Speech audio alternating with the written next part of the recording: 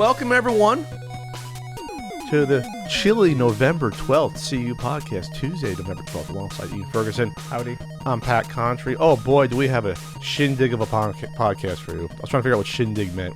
Shindig is like a party. Is this a shindig? Are you're digging up to your shins? I don't know. Is it like clam digging? I don't know if you can have a shindig of a podcast, but the podcast could be a shindig. Gotcha. A real shindig. All right, we'll be talking about the Sonic trailer. Breaking news. We're talking about Google Stadia revealing their launch lineup. Fortnite YouTuber banned for cheating, which is funny. China initiating video game play limits for minors. Some more stuff in a Q&A and a Patreon poll topic. Ian, did you have a good weekend? I did. It was fine. I didn't do anything special or fantastic. Okay. Did you watch the KSI versus Logan Paul fight, the rematch? No, I didn't even know there was a second one. Well, because the first one was a majority draw, even though everyone thought KSI won the first one. And then this one was a split decision, and KSI won again. And they made a ton of money off this stuff. I just think it's really interesting how people care about two YouTubers that are not boxers boxing. Like, you can tell like they're like amateurs, and why are people interested in this? This time I didn't even know that it happened. I didn't see it on Twitter, and granted I wasn't online a ton this weekend, but the first time it happened, even though I think everyone was making fun of it, a lot of people were just, it was out there. People were talking about it. I was aware of it. I wasn't aware of this one, which to me is good. Hopefully says, yes, that maybe, just maybe a little bit, their star is starting to fall. Or people don't realize that it's just dumb. It's bullshit. Like celebrity boxing is stupid. Yeah, you're never going to get something enjoyable out of it. It's just like, we're going to choose YouTuber sides for something that, they're not known for fighting. They're known for being, personalities Idiots. on okay, if you want to say that. I do. Okay. I know we brought Logan Paul. I don't know what KSI even does. I'm guessing he just does commentary on games. I think he's British. I don't know anything about him there. Book update. The book is at the warehouse getting processed. All the pre-orders should be processed by Wednesday afternoon. So that's good. So after that, the Amazon listing will go up, and then it'll be for. I mean, you can still get it for sale on my site right now, but you're going to be in the back of the line from the pre-orders. So Ian, if you liked it, you can leave a review on the Amazon page. You can be honest. Wink. Anyone out there gets the pre-order, enjoys it, please, rate it on the Amazon page once it's up in a day or so. And leave a nice comment if you like it. You can do it. No, Ian's going to be like, I'm going to leave the nastiest one-star comment. I'm going to leave the worst. Positive, the worst. Where's the Fire Pro coverage? Shout out to Disney sent us Aladdin Lion King on Switch copy, whoever published it there. I played him. I actually streamed over the weekend, Ian, twice. I pulled an Ian. Impressive. Impressive. Very impressive. I streamed Aladdin, the Genesis version, on Saturday, and then I did Lion King Genesis on Sunday. And I'll say straight out, the game is a great little package. What's the retail at right now? It was $30. $29.99. $29.99. I think it's probably worth it if you're a fan of the games for that. There's a nice little museum section. There's interviews with people that develop the games and composers. There's like soundtrack sections for both games. You can just play it, and I sang A Whole New World, of course, off the Genesis version of the soundtrack there. And then there's what they call the bonus games, which is the handheld Game Boy and Game Boy Color versions of both Lion King and of Aladdin there. The only thing I didn't like before I get into the games themselves is I didn't like the menu. I think I explained to you before, is that when you load up the game, you have to choose which game. Then once you're in the game, you scroll left and right to go through the different versions of the game. So for Aladdin, there's the regular version, there's the director's cut version where you said they fixed some stuff, and then there's like the demo version. And then for Lion King, there's the Genesis version, Super Nintendo version. And Game Boy version. And the Game Boy Game Color. But to get to the handheld versions for both, you got to press a button that says bonus games, and then it goes to another screen with a different menu. So it's basically like 3 layers of menus to play the games. It's a little cumbersome, but you get used to it.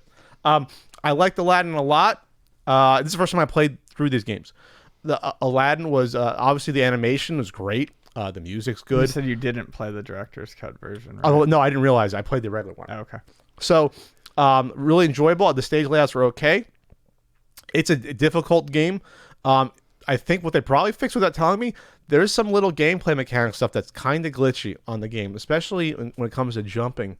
There's a lot of jumps you have to do where you're jumping 1-to-1, you need full jumps, and if you slow down just a little bit, you do like a half jump. It's not controlled by the length you hold the jump button. There's a lot of half jump stuff that happens where you're like, what the hell? I remember that occurring when I would play it, like when I was younger. I think that is one of the things they fixed, was something about how the scrolling and jumping is it's fixed up. Because let's put it this way, I could have beaten this one without the rewind function. It would have been cumbersome, but there's a lot of continues and there's a lot of extra lives available. And the boss battles, I think, are okay. They're kind of clever, but they're usually come down to stand in one spot and jump and throw apples. I mean, that's pretty much what the boss battles are. So that was Aladdin, which I thought was enjoyable. I give like a 6.5 out of 10, something like that. If they fix the mechanics, maybe I'd raise the score. Lion King, though, is a mess. It's a mess of a game. And as I was playing it, I was realizing this was a game that was probably designed for kids. There's no way a child could have beat that game. Oh no! Everyone, anyone you talk to who played that game when they're younger, they'll tell you the wildebeest level. It's a nightmare. That wasn't even the worst for me. It was the second level. You get that monkey puzzle where you got to roar some of the pink monkeys. They switch directions. So basically, there's 3 different screens of monkeys that it's like automatic. Like Sonic, where like you jump on it, it shoots you one way, shoots another. So when I played it, it took me like 15 minutes. I was looking, I was like, what is going on? You have to do like things like 3 times and switch them over, but then you can't do the wrong one. I was thinking to myself, could an 8-year-old figure this out? And no, they probably couldn't. And then after that, the first person or third person wildebeest thing where you're running towards screen, that's not impossible, but that's not easy. Sure. Because it's hard to judge where you are, where the wildebeest are coming, and then. Once you turn into Big Simba, where you actually have to use your claws, you have to deal with the freaking hyenas. Forget it. When there's 3 or 4 on the screen at one time, you get like maybe 3 or 4 hit points in this game before you die. There's the last stage where there's a cave maze to get to Scar, but then with the cave maze, every time you go back into a cave, the hyenas respawn, and you cannot go through the cave exits until you kill all the hyenas on each screen. It makes it a slog, and at that point, it was not fun anymore, because with the hyenas, with their 3 or 4 on the screen at once, it's not even skill-based anymore. It's like luck whether or not they're going to jump and hit you, or whether or not you can, because it's like 4 claw hits before they die. So at that point, I'm like, this game is just, I was getting angry at the game. I was thinking like, well, this game is technically well produced, but the mechanics are so messed up on this game that I don't know who they produced this game for. Because I was playing on normal difficulty too, and It was just really way too hard. There's no way I could have beat Lion King without using the rewind function. There's just no way in hell. So thankfully they put the rewind function in, which is cool to do that there. But thanks for the copy. I still think it's worth it for $29.99. $29.99 to check it out. But Lion King's a really, really rough game there. You want to check out the new Sonic trailer, Ian? Let's do it. Let's do it. Sonic trailer was released this morning here. Let's pump the volume. Pump up the volume. Then we'll put it on the screen here. Here, let's make it widescreen, and we'll hit play here. Watch out for my nerd pencil. I'm Sonic, a little ball of super energy in an extremely handsome package. On my planet, people were always after my powers, so I came to yours. It gets a little lonely, but that's okay. I am living my best life on Earth. Ow! At the place Sonic! At the fitness mount also Sonic! It's better introducing the character in this trailer. Ugh, I can't with that guy. It's not like they changed the movie. Uh-oh. Oh, Why are you hiding out in my garage? They're coming for me! If they steal my power, they could conquer the universe. You have to help me. No, I don't. Please, it's life or death. Good morning, my rural chum. Mr. Dr. Robotnik, I'm going to give you 5 seconds to tell me where it is. Wait! Don't hurt him! Road trip? This can't be happening to me. Oh my god, stop the car right now! What? The world's largest rubber band ball? We gotta see it! No, this is not some fun family road trip. You're right. It was lame. Gift shop was cool, though. what, did he steal that stuff? How'd he buy it that quickly? He's got cool Whatever rings. this creature is, I'm going to uncover the source of its power. Yeah, hey. Oh my god. I just thought you might like a latte with steamed Austrian goat milk. Of course I want a latte. I love the way you make them. We gotta lay low. Let me show you how it's done. So should we get out of here? Yeah, time to go. I always want to do this. Nailed it. Uh-oh. Let's go. Here comes the boom. How are you not dead? I have no idea. Oh, give me a big fat break! That was an illegal left, by the way. Aw, this one is cute. Let's keep him. Oh, come on. You've got car insurance, right? Why would you throw your life away for this silly little alien? Good time. He's my friend. Let's go! This is my power. And I'm using it to protect my friends. Let's go! Let's go! So, you're supposed to be Tom's best friend that he won't shut up about. Well, I don't see the appeal. That is very gross. Let's go! All right, Ian. So, what do you, they redid Sonic? They made it look more like a plush creature than a lifelike creature there. They gave him the bigger eyes. And I mean, my take on it is it's a better trailer overall. it's a better trailer. I mean, they recut it better. I think he looks obviously 100 times better. 100. Yes. Yes. I mean, the original Sonic looked like shit. I know you don't like Sonic that much, so you didn't see as much of an issue in the original model, but the original model was absolutely fucking atrocious. The teeth bothered me the most. The teeth were awful, the tiny beady eyes. I still don't think it looks like a particularly good movie, but it's a video game movie. The movie looks terrible. Yeah. I mean, the trailer's cut better, but it shows the holes in this movie where I'm sick of, I guess, road trip movies where it's the cheapest way to do a movie. It was like, oh, we'll just go to a bar and get in trouble. Now we'll go over here and get in trouble. And you can guarantee that like a good probably 40 minutes of the movie is them on the road, like the middle of the movie, where this is the cheapest possible way you can make a movie. Well, and we had very cool, very neat, car insurance jokes, because that's, timely and modern. This is a cheap looking movie is the best way I can put it. It's like no big like when you think of things like the Pokemon movie where they have like huge like CG cities and big action sequences with all these moving parts, and if that it's just let's just Sonic just face down this little like airplane looking thing on the road, like, or face down a tank. That's what Sonic's going to be dealing with. Well, I don't think. I mean, no one expected when they went back to the drawing board to redo Sonic, no one thought they were going to come back with a better movie. They did. Sure. They can't come back with a better movie. And they can't come back with a better script. It's too late. And no one thought that this movie was going to be good in the first place. You're falling off the screen, by the way. You got to come a little closer, buddy. There you go. I do think that it looks a lot better,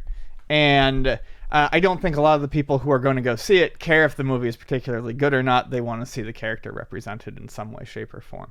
So I think that honestly, more people now will probably go see this movie than they would have in the first place. I still don't think it's going to be a ton. Like I said, I don't think it's going to rate very well. When does this come out? When was that? February? February. Where movies usually are released to die. Let's see. Sonic movie release date. The humor was February 14th. Fairly poor. Fairly? Fairly poor. That's me being nice. I actually like the Sonic joke where he goes to the biggest rubber ball, whatever the hell it was. I like that stuff, sure, but there's only so many times you can run through jokes like that where it's like, oh, the joke is that he's just fast, and it's like, okay, right. I mean, that's cute enough. I like the fact that he reads Flash comics. I mean, that makes sense. I get it because he's fast. But yeah, it's a character that's just fast. I mean, that's what there's not a whole lot more to say. Well, there's years and years and decades. There's decades of the comics now. They can do stories, but they can't do stories like this one. They can't insert him into a human world and have there be a movie. There's just no story. So we'd rather just do the animated movie, just like the Super Mario Bros. Movie is just going to be animated and it'll be great. Right. They should have done that. Yeah, it shouldn't be a live action movie to begin with. It shouldn't be a Sonic finds himself in this world of humans. Getting licked by a dog. But I do like. I thought it was amusing that the trailer both opened and closed with very clear shots of his eyes, his big anime size eyes, of his big giant eyes. So yeah, I mean, as far as it goes, I mean, to the visual effects team, kudos. I think he looks very good. Doesn't change the fact that the movie's probably going to be a massive disappointment. Oh yeah, it's gonna be critically panned most likely, and then it will probably not, especially since they had to spend more money to redo this all. It probably it will make a profit most likely. Right. So enjoy your Sonic movie. We'll see you in 2040 for the next one then. Real quick on Disney Plus. Disney Plus just launched today, and you said that you weren't really feeling it right now. At the time, I will pick it up. I'm really interested in The Mandalorian. I really am. I'm not sure it's enough for that alone, but there's other offerings on there, and they're going to get more stuff. I think once the Marvel stuff starts coming next year is when people will start really talking about it more. I mean, my thing though is this is what I was kind of thinking about last night, and it goes into a recent conversation we had. All the Marvel stuff in the world doesn't matter if I don't want to watch any of it over again. The movies. As far as the TV shows go, we'll have to wait and see, I guess, how they come out. But I don't see myself ever wanting to go back to the Marvel movies. I would like to watch The Mandalorian, but they're dripping it out. They're doing one a week. They're doing a traditional release. They also announced I'm really excited about for the Ewan McGregor Obi-Wan limited series. They're going to do limited.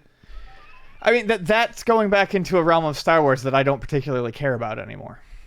I like we've talked about. I'm done with the Jedi stuff. I can't Sure. I can't get excited about seeing Obi-Wan. Well, the only reason that's good because he was like the bright shining star of that prequel trilogy. I love Ewan McGregor, and they were supposed to do the movie. Remember, that was one of the first standalones they announced, and now this is the way to get around it. And I think it's much better to have these as I think the future to me for Star Wars will be these TV shows versus the movies. It definitely can be, and I think it would be more enjoyable that way. And I'm just like Star Trek. Let's move on to an episodic thing. More character development, more realistic, grounded stuff over time in that universe. And I have a feeling that the Ewan McGregor Obi-Wan show will be good, but that I have even less interest in than almost anything else that's been mentioned. It's just it's ground that's been treaded. I would like to see The Mandalorian, but honestly, I'll wait a couple of months until it's got a. I'll invite you over to the house. We can have a setup of. We can have Mandalorian Tuesdays, wherever the hell it comes out, or we can wait to binge watch it. So I don't know. I'll probably cash in that free. What is it, $8 a month? How much is this thing? I don't know. $7 a month unless you get it for the whole year. It's $12.99 a month, but that's for the Disney Plus ESPN plus Hulu. It's ad supported Hulu, which stinks for $12.99 a month. Oh, that's ridiculous. Give me ad free for that. Jesus Christ, I hate ad Hulu. Can't stand it. Prime, you get maybe a 30-second bumper in front of the stuff, but you can fast forward through it. Speaking of Prime, real quick, did season 2 of Jack Ryan better than season 1? It's still just Clancy stuff. It's like a fine B show, B plus, but it's fine if you're into that stuff. All right, Disney Plus, I'll check it out there. And the other offerings coming onto that, but we're not yet at the spot where I'll be buying 5 of these a month, 5 streaming services. I think 2 or 3 is fine. Yeah, I have to check if I get home and the new DuckTales is on there, which I think it is. I'll cash in my free trial and watch it all this week, and then cancel it again. Okay, well there you have it. Or wait 3 months, and then when all the Mandalorians out there, you can just get it all at the same time. What is it? 10 episodes? 8 episodes? What is it? Now it's in vogue.